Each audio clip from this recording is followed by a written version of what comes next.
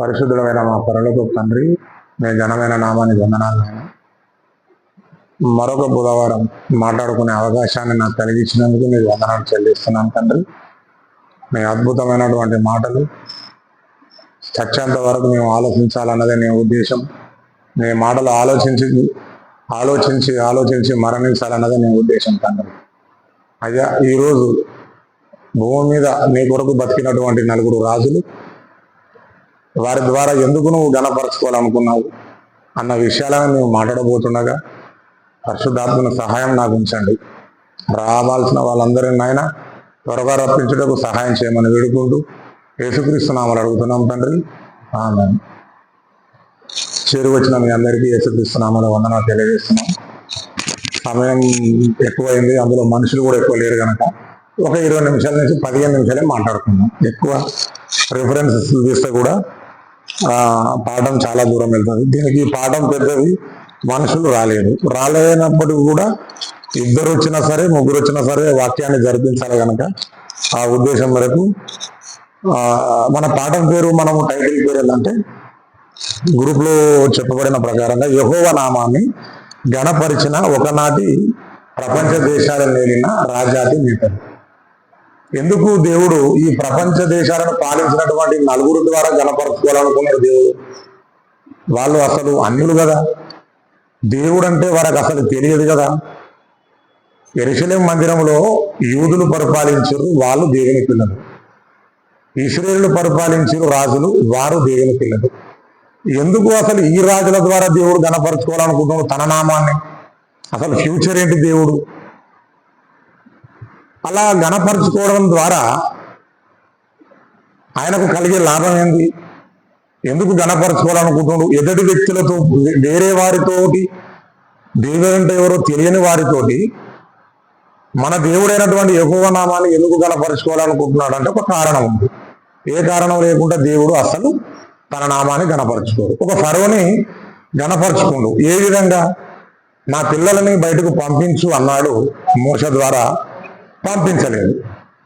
పంపించకపోయే వెంటనే ఎంతో అవకాశం ఇచ్చినప్పటికీ కూడా ఫరో మారలేనప్పటికీ కూడా ఏం చేసిండు? 10 తెగుళ్ళు ఆ ఐగుప్తు పైన పంపించడం జరిగింది. 10 తెగుళ్ళు పంపించిందంటే ఆ ఐగుప్తు ఉన్నటువంటి ఆ ఫరో ఆ కాలంలో పెద్ద ప్రాంతం. ఆ కాలంలో ఐగుప్తు రాజు ఫరో చాలా పెద్ద ఘనత పొందినవాడు, చాలా దేశాలకు తెలిసిన వ్యక్తి. ఆ వ్యక్తి ఫ్యూచర్ చూసినప్పుడు అతడు మారడు అని కనిపించిన తర్వాత నా పిల్లలని బయటకు పంపించలేడు గనక, వీడు మారలేడు గనక వీళ్ళ ద్వారా నామాన్ని గణపరచుకోవాలనుకున్నాడు. ఒక కారణం ఉంది. అంటే కారణం లేకుండా దేవుడు ఒక వ్యక్తితోటి మహిమపరచుకోడు, ఎవరితోనైనా సరే. అంటే ఇక్కడ ఈ రాజాది నేతలు ప్రపంచ దేశాలను పరిపాలించినటువంటి వీరి ద్వారా దేవుడు ఎందుకు తన నామాన్ని గొప్పగా చేసుకోవాలనుకున్నాడు? అంటే ఇశ్రాయేలు అప్పటికే దేవుని పిల్లలు దేవునిలో ఉండలేరు, దేవుని వైపు మరదలేరు. ప్రవక్తలైన రాజులని, న్యాయాధిపతులను పంపించిన ఇక్కడ దేవునికి ఉపయోగం లేదు. తల్లి గర్భం నుంచి వస్తున్నటువంటి ప్రతి శిశువు భూమి మీదకి వచ్చిన తర్వాత చిన్నపిల్లవాడుగా ఉన్నప్పుడే బాగుంటుండే తప్ప వయసు వచ్చిన తర్వాత మాత్రం దేవుని తెలుసుకోకపోవడం, క్రూరంగా మారిపోవడం, వివాహం చేసుకున్న తర్వాత మరలా వివాహం చేసుకోవడం, ఇలా పిచ్చి పనులకు పాల్పడిపోతుండే తప్ప దేవుడు పంపిస్తున్నటువంటి ప్రతి మానవుని యొక్క ఉద్దేశాన్ని తెలుసుకోలేకపోతున్నాడు కనుక ఇక్కడ ఎన్ని మారలు ఎవరిని ఎంతమందిని పంపించినా మార్పు లేదు. ఇక్కడ మార్పు లేనప్పటికీ కూడా చెరలోనికి పంపిస్తానన్నాడు ఇశ్రాయేలులని. నిజంగానే చెరలోనికి పంపించాడు దేవుడు. 70 సంవత్సరాలు మీరు వెళ్ళిపోతారు. యెరూషలేము మందిరం 70 సంవత్సరాలు పాడుపడిపోతుంది. మీరెంతో ఇష్టంగా ప్రేమించుకున్న మీ ఇండ్లు, మీ గృహాలన్నీ బబులోను చక్రవర్తి ఒక వ్యక్తి రాజు వస్తాడు, అతని చేతికి నేను అప్పగించబోతున్నాను. కేవలం ఈ యెరూషలేము మందిరంలో ఉన్నటువంటి మీరే కాదు, చుట్టుముట్టున్నటువంటి ప్రపంచ దేశాలలో ఆ కాలంలో ఎంతమంది అవుతారో వారందరికీ నేనే బబులోను చక్రవర్తి చేతికి అధికారాన్ని నేను ఇవ్వబోతున్నాను. కాబట్టి వాళ్ళతో పాటు మిమ్మల్ని కూడా పంపిస్తాను. కానీ మీరు అక్కడికి వెళ్ళిన తర్వాత మీకు మార్పు వస్తుందనే ఉద్దేశంతో మిమ్మల్ని చెరలోకి పంపిస్తున్నాను అని వాళ్ళకి చెరలోనికి పంపించేస్తారు.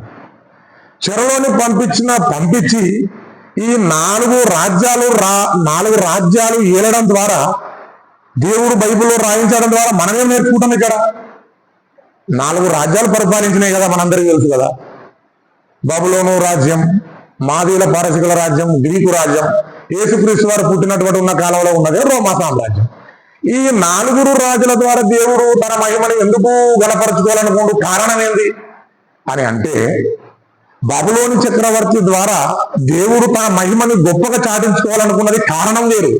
కానీ బబులోని చక్రవర్తి ఎలా ఫీల్ అయిపోయిందంటే, ప్రపంచ దేశాలన్నీ నా గుప్పెట్లోకి వచ్చినాయి, ఇప్పుడు నా ఘనత, నా నామాన్ని గణపరచుకోవాలనుకుంటుంది. ఇక్కడ ఎవరు? నెబుకద్నెజరు. మీకు షార్ట్గా చెప్తున్నా, చాలా మంది ఉంటే కొద్దిగా ఎక్స్ప్లెయిన్ చేసేవాడిని. ఇక్కడ తన దేవుని నామాన్ని బబులోని చక్రవర్తి ద్వారా గణపరచుకోవాలనుకుంటుంది. కానీ ఇక్కడ బబులోని చక్రవర్తి విషయం ఏంటంటే, అన్ని రాజ్యాలు యెహోవా వలనే నాకు హస్తగస్తమైపోతున్నాయి, నా గుప్పెట్లోకి వస్తున్నాయి అన్న సంగతి నెబుకద్నెజరు తెలుసుకోవాలి. అసలు తెలుసులో మీదికి యుద్ధానికి వెళ్తాడు. వెళ్ళినప్పుడు 18వ రాజైనటువంటి యెహోయాకీము ఏలుబడిలో ఉంటది. ఈ చెరలోకి వెళ్ళిపోతారు వీళ్ళంతా.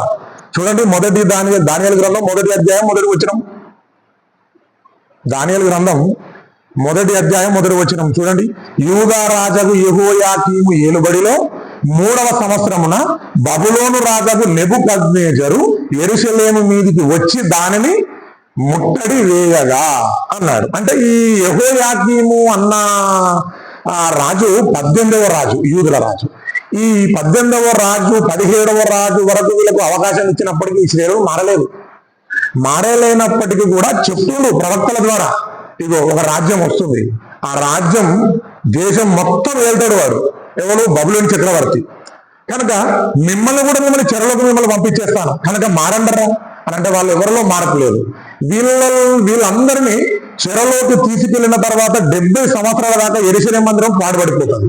70 సంవత్సరాల దాకా మీరు అక్కడ ఉండడం ద్వారా మీలో ఒక మార్పు వస్తుంది. ఇలా 70 సంవత్సరాలలో 2-3 ప్రపంచ దేశాలైనటువంటి రాజుల ద్వారా నా నామాన్ని నేను గణపరుచుకుంటా. తద్వారా ప్రపంచ దేశాలని ఏలుతుంది ఎవరు అని అంటే చెప్తారు కదా. ఇప్పుడు మన ఇండియా ప్రైమ్ మినిస్టర్ ఎవరు అంటే నరేంద్ర మోడీ అని మనం అంటాం. ఇండియాలో ఏ మూలకి వెళ్ళినా నరేంద్ర మోడీ చెప్పినటువంటి ఒక పథకం కానీ ఒక విషయం జారీ జరిగిందనుకో, ప్రభుత్వ జారీ జరిగిందనుకో, అది 100% దానికి కంటిన్యూషన్ చేయాల్సిందే. అంటే మోదీ ద్వారా ఏదైతే రిలీజ్ అవుతుందో మన భారతదేశంలో అది ఖచ్చితంగా నెరవేరుతుంది. అంటే ఆ కాలంలో, ఇప్పుడున్న కాలంలో మన ప్రతి దేశానికి ఒక ప్రైమ్ మినిస్టర్ ఉండు. అప్పుడు ఈ 4 రాజులు పరిపాలిస్తున్న కాలంలో మాత్రము ప్రపంచ దేశాలను ఏలేవాడు ఒకటే ఉండాలి. అన్ని దేశాలను ఏలేవాడు నెబుకద్నెజరు ఆ కాలంలో. ఇతని ద్వారా ఒక మహిమను కనపరుచుకోవాలనుకున్నాడు. మరి ఇతని ద్వారా మహిమపరచుకోవాలి అంటే ఇతనికి ఏదో ఒకటి రప్పించాలి కదా. మహిమపరచాలంటే అతనికి ఒక కళ రప్పించండి. ఎవరికి? నెబుకద్నెజరుకి ఒక కళ వచ్చింది. ఈ కళ ద్వారా భావాన్ని చెప్పగలిగేంత సామర్థ్యం మళ్ళీ ఎవరికి ఉండాలి? యూదులలోనే ఉండాలి. నేను షార్ట్గా చెప్తున్నా, యూదులలోనే ఉండాలి. మళ్ళా వీరెవరు? బబులోని చక్రవర్తి అయినటువంటి వీళ్ళ జాతి పేరేంటి? కల్దీయులు. వీరందరి పరిపాలిస్తుంది నెబుకద్నెజరు. ఈ అధికారం అతనికి చేతికి ఎవరిచ్చిందన్న సంగతి కూడా నెబుకద్నెజరుకు తెలుసు. మీ దేవుని ద్వారానే నాకు ఈ అధికారం వచ్చింది, సర్వ అధికారం యెహోవా నామమునే వచ్చిందన్న సంగతి తెలుసు. కానీ ఒకేసారి దేశాన్నంతా పరిపాలించేసరికి తనకి గర్వం అనేది వచ్చిందనమాట. ఎక్కడికి వెళ్ళినా నా శాసనమే, ముంగడ ఒక 1000 రథాలు, వెనక 1000 మంది రక్షక భటకులు, ఎక్కడికి వెళ్ళినా తనకు అన్నం అందించేవాడు ఒకడు, ప్లేట్ అందించే వ్యక్తి ఒకడు, రాగానే సిద్ధపరిచే ఒక వ్యక్తి, స్నానం చేయడానికి వెళ్తుంటే ఇచ్చేటువంటి ఆ సోప్స్, ఈ విధానాన్ని, ఈ రాజభోగాన్ని చూసి దేవుని మర్చిపోయింది అనమాట. వచ్చినటువంటి అధికారం యెహోవా వలనే వచ్చిందన్న సంగతి మర్చిపోయి, యెహోవా వలన వచ్చిందన్నది మర్చిపోయి తన నామాన్ని కనపరచుకోవాలనుకుంటుంది. ఇక్కడ దేవుని ప్లాన్ ని ఇతను పాటు చేసినట్టుగా కొడుతుంది ఇక్కడ. కానీ యెహోవా ఈ రాజు ద్వారా మహిమ పరచాలనుకుంటుంది. ఎందుకు అనంటే ఇశ్రాయేలుల దేవుడు చాలా గొప్పవాడు. ఫరో నుంచి అదే గారు అనుకుంది, 10 తెగులు రప్పించి అమ్మ బాబు యెహోవా దేవుడు చాలా గొప్ప దేవుడు, ఆ దేవునికి ఎదురొస్తే మేమా బతకడము? అసలు యెహోవా దేవునికి వచ్చి అసలు మేము బతకగలమా? ఒక కత్తి తీసుకెళ్లి ముందుకెళ్తే ఆ సైన్యం ముందు మేము నిలవగలమా అని భయపడింది రాహాబ్ అనే ఒక వేశ్య. ఎంతో మంది రాజులను చంపుకుంటూ వస్తున్నప్పుడు అక్కడ రాహాబ్ అనే వేశ్య అని అంటారు కదా. యెహోషువ నాయకత్వంలో ఆ ప్రాంతం ఎలాగుందో సూచిరాపు అన్నప్పుడు అలా వెళ్ళి 12 గోత్రకర్తలలో ఒక్కొక్కరిని నియమించి పంపించినప్పుడు ఆ 12 మంది చూసి రాగానే వెళ్ళేటప్పుడు అక్కడ రాహాబ్ అనే వేసి ఉంటారు, దయచేసి మీరు ఈ ప్రాంతం వెళ్ళి మీ దేవుడు చాలా గొప్ప దేవుడు అని మాకు తెలిసింది, చాలా మహానుభావుడు అని తెలిసింది, షీగోను ఆగోగు అన్నటువంటి ఇద్దరు రాజులని చంపేసి మీరు అతని తలలు పట్టుకున్నది కూడా నేను చరిత్ర విన్నా. మీరు ఈ ప్రాంతంలో వచ్చి మేము వీళ్ళందరినీ ధ్వంసం చేసేటప్పుడు చంపేటప్పుడు మాత్రం దయచేసి నన్ను ఒకసారి జ్ఞాపకం చేసుకోండి, నా కుటుంబాన్ని జ్ఞాపకం చేసుకోండి, మీ దేవుడు చాలా గొప్ప దేవుడు అంటారు కదా. అంటే ఎక్కడో ఫరో ద్వారా దేవుడు తన నామాన్ని మహిమపరుచుకున్న విధాన్ని ఎక్కడో ఉన్నటువంటి రాహబ్ అనే దేశాన్ని భయపడుతుంది. అంటే భయం అనేది యెహోవా నామాన్ని ప్రపంచవ్యాప్తంగా భయం కలిగించాలన్నదే దేవుని ఉద్దేశం. ఎందుకు? మనుషుల్లో మార్పు లేదు కనుక ఇలాంటి గొప్ప గొప్ప వారి ద్వారా దేవుడు మహిమపడతాలనుకుంటుంది. ఇక్కడ ఈ విషయం రాహాబ్ అనే వేషం విన్నది అని అంటే ఖచ్చితంగా తన నామం ప్రకటింపబడుతుంది అన్నట్టే కదా, ప్రపంచ దేశాలకు తెలిసిపోతుంది అన్నట్టే కదా, తెలిసిపోతుంది. అంటే ఇక్కడ రాజు 2వ గ్రంథంలో ఒక కలగంటాడు. ఇప్పుడు దానికంటే ముందు ఈ దాడి జరిగింది కదా, ఈ యెరూషలేము పైన దాడి జరగగానే మొదటి దాడిలోకి వెళ్ళి చెరలోకి వెళ్ళిన వారిలో ఈ 4 ఉంటారు. ఎవరు? దానియేలు, షద్రకు, మేషకు, అబేద్నెగో. ఈ 4 చెరలోకి వెళ్ళినప్పుడు వాళ్ళు 4 బాలలు, చిన్నపిల్లలే. కానీ వీళ్ళకి ఒక ప్రాముఖ్యత ఇచ్చిండు. ఈ 4లో దానియేలుకు మాత్రమే ఒక ప్రాముఖ్యత ఇచ్చిండు. ఏంటిది? కలల భావాన్ని, ఎలాంటి కఠినమైన కలల భావాన్ని అయినా కానీ చెప్పగలిగేంత సమర్థత ఎవరికి ఇచ్చిండు? దానియేలుకు మాత్రం ఇచ్చిండు. అది ఎక్కడ ఉందనంటే 1వ అధ్యాయం 4వ వచనం, 17వ వచనం, 1వ అధ్యాయం 17వ వచనం. ఈ 4 బాలుర సంగతి ఏమనగా దేవుడు వారికి జ్ఞానమును సకల శాస్త్ర ప్రవిణతయు వివేచనయు అనుగ్రహించెను, మరియు దానియేలట సకల విధములకు దర్శనములను స్వప్న భావములను గ్రహించ తెలివి గాడై ఉండెను. అంటే దేవుడు ప్లాన్ ప్రకారంగా, సిస్టమ్ ప్రకారంగా తీసుకెళ్లిపోతుంది అనమాట. ఎవరిని? ఈ 4 సామ్రాజ్యాలను ముందు పరిపాలించుకుంటూ వెళ్ళిపోతూ తన నామాన్ని ఘనపరుచుకోవాలన్న ఉద్దేశంతో ప్రపంచమంతటా ఒకసారి ఈ 4 సామ్రాజ్యాలు పరిపాలించే వారిలో నుంచి నన్ను ఘనపరుచుకొని ఇలా తద్వారా యెహోవా దేవుడు అంటే ఎవరో తెలుసుకున్న తర్వాత ఈ రోమ సామ్రాజ్యంలోనే మరొక రాజ్యం వస్తుంది. అదే యేసుక్రీస్తు సామ్రాజ్యం. ఈ 4 సామ్రాజ్యాలలో మాత్రం కొట్టుకునుడు, యుద్ధాలు, తన్నుకునుడు, చంపుకునుడు ఉంటది. కానీ తర్వాత వచ్చే రాజ్యం మాత్రం ప్రేమ, సమాధానం, దీర్ఘశాంతం. ఇవన్నీ నేను ఒకటి రోమా సామ్రాజ్యంలో నా కుమారుని యేసును పంపించబోతున్నాను కనుక ఒకరిని కూడా నేను దూరం చేసుకోవడానికి నాకు ఇష్టం లేదు. కనుక మొదటగా నేనంటే ఏందో ప్రపంచ దేశాలను పరిపాలించే వారి ద్వారా నేను గణపరచుకోవాలి. ముందుగా నేనంటే ఏందో తెలవాలి. ఫస్ట్ ఆఫ్ ఆల్ యెహోవా అంటే ఎవరు, ఆయన క్యారెక్టర్ ఏంటి, ఆయన ఉన్నత్వం ఏంది. ఒకడు ఆకాశాన్ని ప్రేమిస్తుండు, ఒకడు సూర్యుని మొక్కుతుండు, చిన్న పిల్లల్ని అగ్ని నుంచి దాటేపిస్తున్నారు. ఇలా ఆచారాలతోటి వెళ్ళిపోతూ ఉంటే మరి నన్ను ఎప్పుడు తెలుసుకోవాలి? వీళ్ళతో మనుషులతో నేను ఎంతకాలం తగును ఆడుదును, ఎంతవరకు ఈ మనుషులతో నేను యుద్ధం ఆడుదును? ప్రవక్తలను పంపించిన మారడం లేదు, న్యాయాధిపతులను పంపించిన మారడం లేదు. ఇలా ఎంతకాలం మనుషులను పంపించుకుంటూ చేసిన పోతున్న ప్రవక్తలను మాత్రం మనుషులు చంపుతుర్రే తప్ప కానీ మనుషుల్లో మాత్రం మార్పు మాత్రం లేదు. కనుక మార్పు లేని మనుషులకు ఒకసారి గణపరుచుకొని 4వ సామ్రాజ్యంలో, రోమ సామ్రాజ్యంలో యేసుక్రీస్తు వారిని పంపించి యెహోవా నామాన్ని గణపరిచి యేసును పంపించి ఈ పాపాల నిమిత్తం యేసును కూడా సిలువకెక్కించి వారందరిని ఒక్కొక్కరిని ప్రశాంతంగా సమాధానంతో మార్పు పొంది నెమ్మదిగా మరణించేంత వరకు వీరిని శిక్షించకుండా వారిని కాపాడుకుంటూ నేనంటే ఏందో తెలుసుకోవాలి, యేసంటే ఏందో తెలుసుకోవాలి. కనుక వీళ్ళని చిన్నగా ప్రేమ సామ్రాజ్యంలోకి వీళ్ళని తీసుకెళ్లాలన్న ఉద్దేశంతో ఇక్కడ బబులోను చక్రవర్తి అయినటువంటి రాత్రి పడుకున్నాడు. అక్కడ ఒక కాలం వచ్చింది. ఆ కాలం ఏంటో మనకు తెలుసు. 4 విచిత్రమైనటువంటి ఒక చెట్టు లేస్తుంది. ఆ భూమి పైన ఒక విచిత్రమైన ఒక చెట్టు లేస్తుంది. ఆ చెట్టుకు ఎండిపోయినట్టు లేచినట్టు అక్కడ ఒక బంగారంతో చేయబడినటువంటి ఒక శిరస్సు, ఇవన్నీ 4 ఒక దర్శనాలు చూపిస్తాడు. ఎవరికి? బబులోను ఉన్నటువంటి నెబుకద్నెజరు. ఇవి చూపించిన తర్వాత ఆ రాత్రి కలకని ఉదయం లేవగానే మర్చిపోతాడు. ఎవరు? నెబుకద్నెజరు.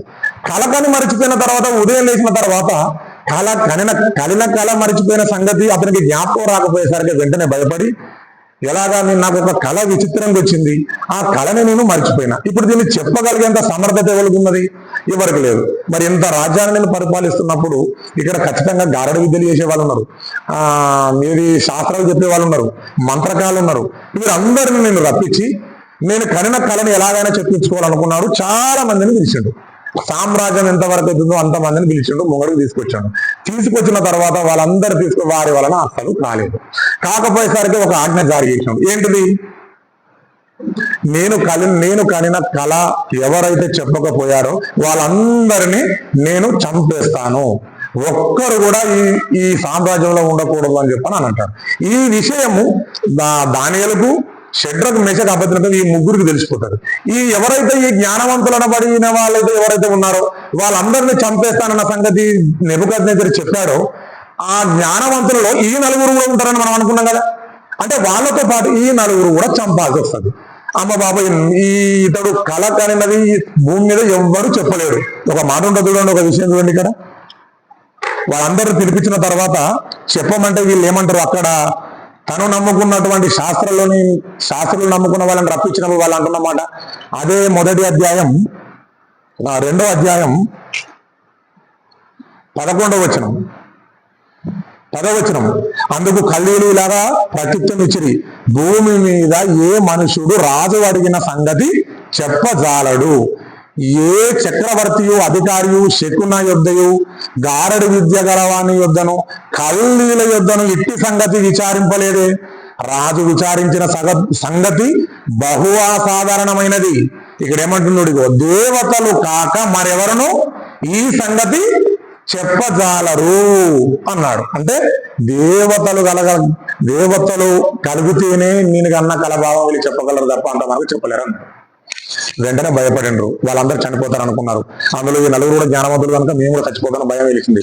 అరియోగనటువంటి తన కిందటువంటి నాయకుడిని వెళ్ళి చంపేసాను ఆజ్ఞించేసిండు. చాలా మంది కత్తులతో గుద్దులతో బయలుదేరారు.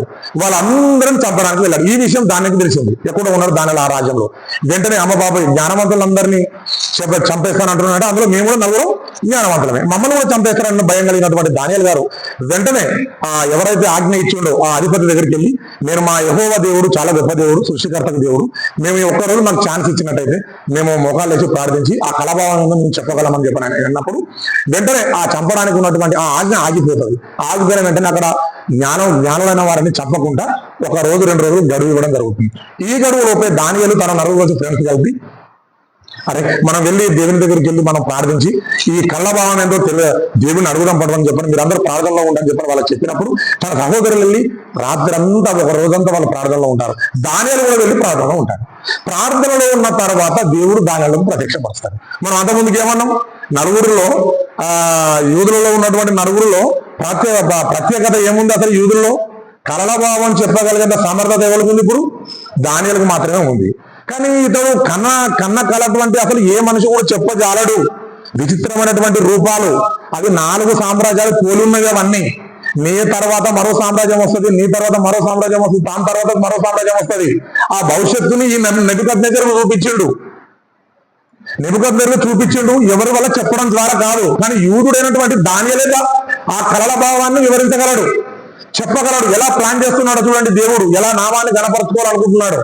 అక్కడ కల్దీయులలో ఉన్నటువంటి గారడి విద్యలు చేసే వారిలో నుంచి కానిది యూదులలో నుంచి వచ్చినటువంటి ఒక దానియేలు, యెహోవా దేవుని నమ్మినటువంటి ఒక దానియేలు నుంచి చెప్పగలుగుతున్నాడు. అంటే కారణం ఏంటంటే ప్లాన్ ప్రకారంగా తీసుకెళ్లిపోతున్నాడు అన్నమాట దేవుడు తన నామాన్ని గణపరచుకోవడానికి.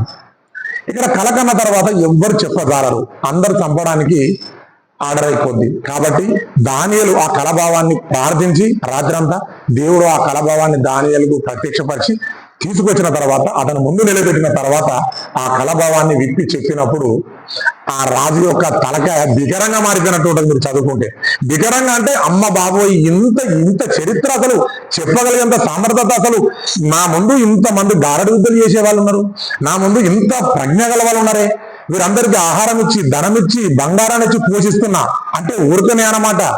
వీరంతా చేస్తుంది గారడి విద్య అన్నమాట. ఇదంతా లోక జ్ఞానమే అన్నమాట. అసలు ఆకాశాన్ని భూమిని సృష్టించగలిగిన దేవుడు మాత్రమే చెప్పగలిగేంత సమర్థత ఆ దేవుడికే ఉంటుందన్నమాట. అంటే నేను నమ్మిన దేవుడు కూడా వృధానే అన్నమాట అని అప్పుడు రాజు వివరించినప్పుడు అంటున్న మాట ఏంటంటే, ఒకసారి చూడండి.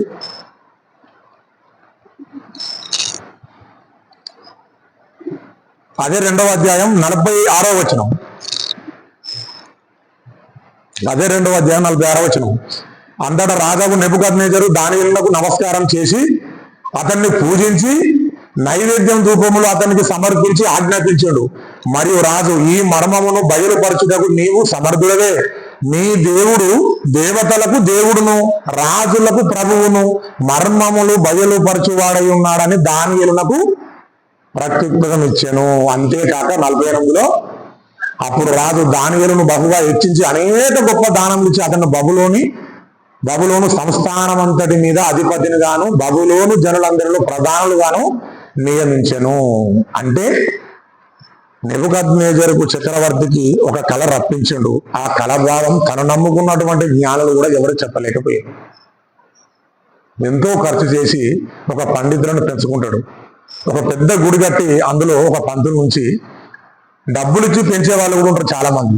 అలా ఆ కాలంలో ఆ నెబుకద్నెజరు ఎంతో మంది గొప్ప శాస్త్రులు గారడి విద్యలు చేసే వాళ్ళందరినీ పెంచినప్పటికీ ఇతడు కళభావం చెప్పలేకపోయారు. వారందరినీ చంపేస్తానన్నారు. అంటే ఇదంతా అట్టిగా అన్న సంగతి బబులోను చక్రవర్తికి తెలిసిపోయింది. అయితే దానియేలు ద్వారా ఆ విషయాన్ని బయటపడ్డప్పుడు అప్పుడు అంటున్నారన్నమాట, మీ దేవుడు నిజంగా పూజ చేయాలంటే మీ దేవునికే చేయాలరా, అసలు నమ్మితే అసలు మీ దేవుని నమ్మాలరా, నిజమైన దేవుడు రా. వాస్తవానికి ఇంత ఖర్చు చేసి ఎంతో మరి మాంసాలు ఇచ్చి వాళ్ళు బహు అందంగా ఉండుటకు బహుగా వాళ్ళు ఎందులో మనసు మళ్ళీ తగ్గిపోతుంది అని చెప్పని భయపడి వాళ్ళకు డబ్బులు పంపించుకుంటూ వస్త్రాలు పంపించుకుంటూ ఇంత వాళ్ళకి ఎందులో తక్కువ కానీ కూడా చేస్తున్నప్పటికీ కూడా వారు చేస్తున్నది అసలు లోక జ్ఞానానికి కూడా పనికిరాదన్న సంగతి ఆ రోజుకు ఎవరికి అర్థమైంది? బబులోను చక్రవర్తి నెబుకద్నెజరుకు అర్థమైంది. ఇకపోతే ఇదే నెబుకద్నెజరు కొన్ని సంవత్సరాల తర్వాత పెద్ద విగ్రహాన్ని తీసుకొచ్చి మరలా ఇతన్నే పూజించాలని చెప్పని అంటాడు. మన అందరికీ తెలిసిందే. పెద్ద విగ్రహాన్ని ఎక్కడ ఉంటుంది? అది 3వ అధ్యాయం 1వ వచనం. దానియేలు గ్రంథం 3వ అధ్యాయం 1వ వచనం.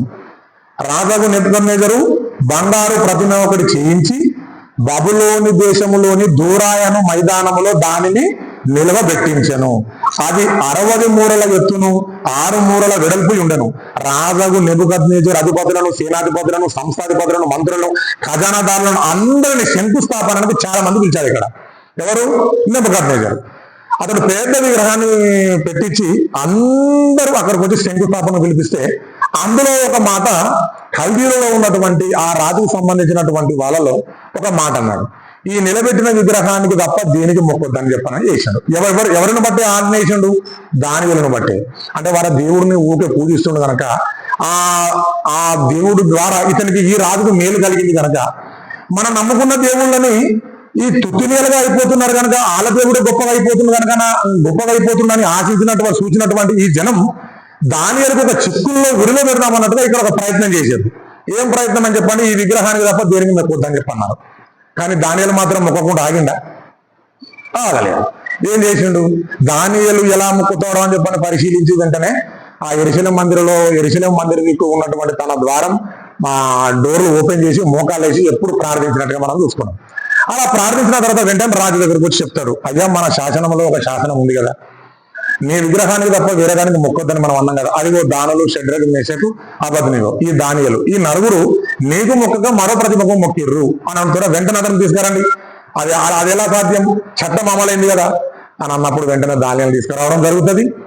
ఏమైనా దానియేలు దేవుణ్ణి ఎందుకు మొక్కలేదు, ఆ విగ్రహానికి ఎందుకు మొక్కలేదు అన్నప్పుడు అప్పుడు మాట అంటాడు. ఏమంటాడు ఇక్కడ చూడండి,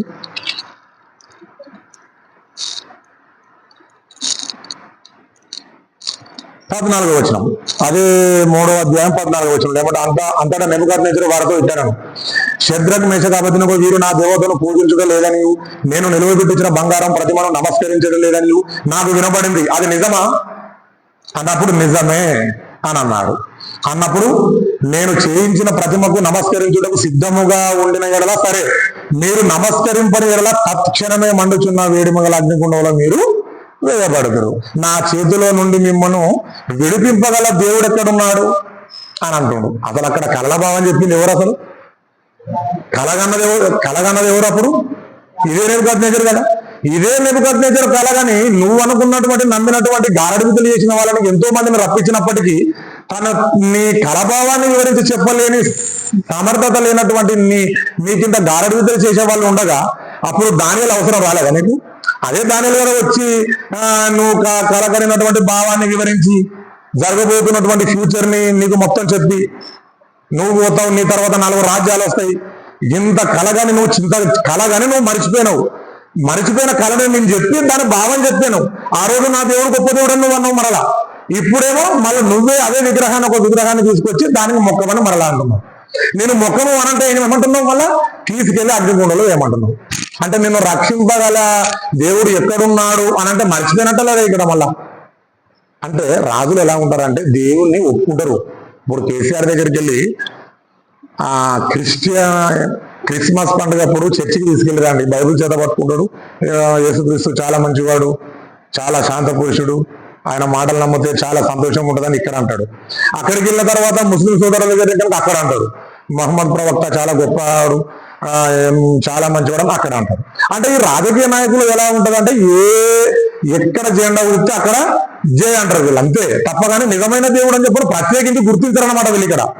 అక్కడ గంత కలగని చింతకాంతుడైండు, వాడు నమ్ముకున్న వాళ్ళు ఒక్కరు కూడా దాన్ని విసురపరచలేరు. కానీ దానిలో మాత్రం చెప్పిండు అప్పుడే దేవుడు గొప్ప అన్నాడు.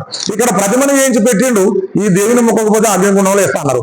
వేరే వాళ్ళు మొక్కని వాళ్ళ పోయి మళ్ళీ ఆ రోజు విషయాన్ని బయలుపరిచిన వాళ్ళే మరి ఆ ప్రతిమని మొక్కనప్పుడు వాళ్ళని అగ్నిగుండంలో వేయన్నా అంటే వేయొద్దు. మరి ఎందుకు వేసిరంటే వేసిరు తీసుకుపోయారు, అందులో వేసిన తర్వాత అప్పుడు రాజు అన్నమాట ఏంది ఆజ్ఞ, ఇప్పుడు మండుతున్నటువంటి అగ్గి కంటే 7 అంతలు ఎక్కువ మండియమన్నాడు.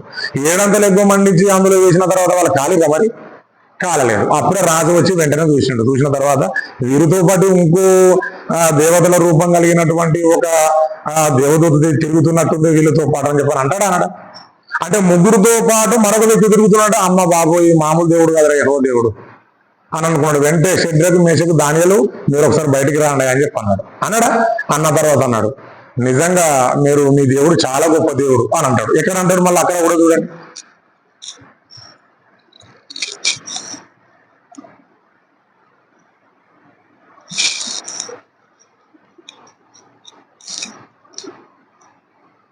ఆ 28వ వచనం, అదే 3వ అధ్యాయం 28వ వచనం చూడు. 27 నుంచి చదువుదాం.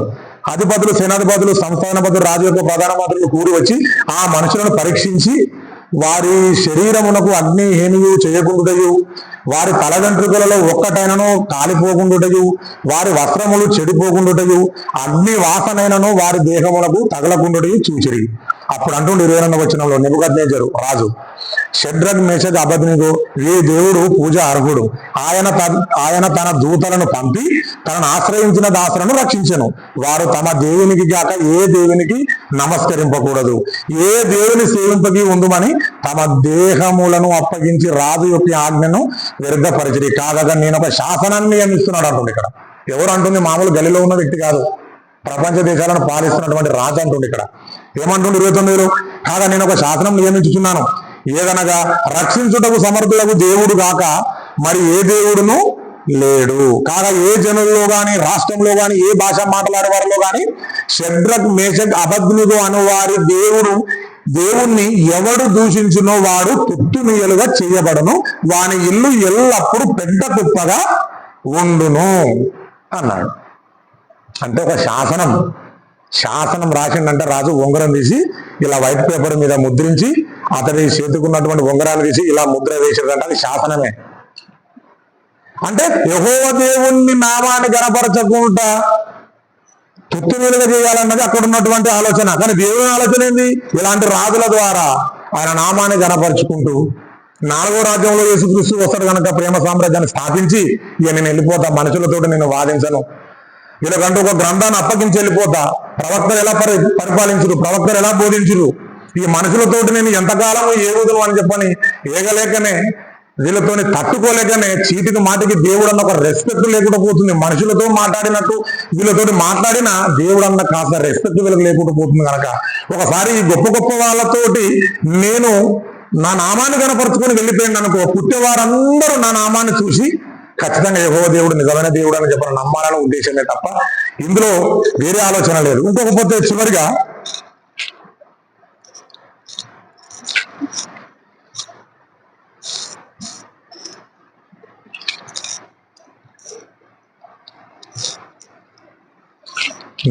ఓకే అండి, సరిపోయిందండి. ప్రార్థన చేసుకుంటాం. పరిశుద్ధులమైన మా పరలోక తండ్రి, నీ నామానికి వందనాలు నాయన. అయ్యా, నీ నామాన్ని ఒకనాటి ప్రపంచ దేశాలను పాలించినటువంటి రాజాది నేతలు తండ్రి నీ నామాన్ని గణపరిచారు తండ్రి. అవును తండ్రి నాయన, నీ రాజ్యం ప్రపంచవ్యాప్తంగా స్థాపించబడాలని, నీ కుమారుడు భూమి మీదకి రావాలి అనే ఉద్దేశంతో ఆ రోజు పరిపాలించినటువంటి నెబుకద్నెజరు, ఆయన ద్వారా యెహోవా దేవుడే గొప్ప దేవుడు, ఈయనని నమ్మండి అని చెప్పని చట్టం వేయించావు. అది మాకెందుకు రాయించావు అంటే తండ్రి, అన్యులు మీరంటే ఎవరో తెలియని వాళ్ళ నోట నుంచే నీ నామాన్ని గణపరిచావంటే మేము క్రైస్తవులం నీ కుమారుని నమ్ముకొని బాప్తిసం తీసుకున్నాం. మేము ఇంకా ఖచ్చితంగా ఇంకెంతో నీ నామాన్ని గణపరచాలని చెప్పని మాకు రాయించామన్న సంగతి మేము ఈరోజు తెలుసుకున్నాం. అయ్యా, మరో బుధవారంలో మళ్ళీ కలుసుకుంటట్టుగా అనేక మంది వచ్చేలాగా సహాయం చేయమని వేడుకుంటూ యేసుక్రీస్తు నామములో అడుగుతున్నాం తండ్రి. ఆమేన్.